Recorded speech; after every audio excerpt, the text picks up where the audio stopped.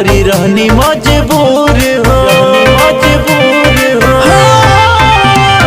जाए के न मन रहे तोहरा से दूर हो, पैसा के कारण गोरी रहनी मजबूर हो।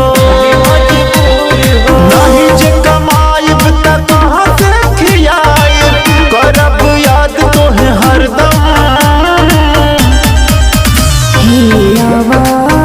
कभी चंदन राजा तारा तू तो लंदन, कभी चंदन राजा तारा तू तो लंदन।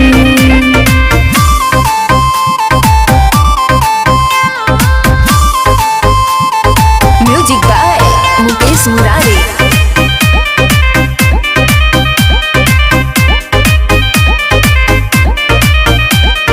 चल जइब बहरा त कटी कैसे रतिया, याद आई कोइल तोहर मीठी मीठी बतिया।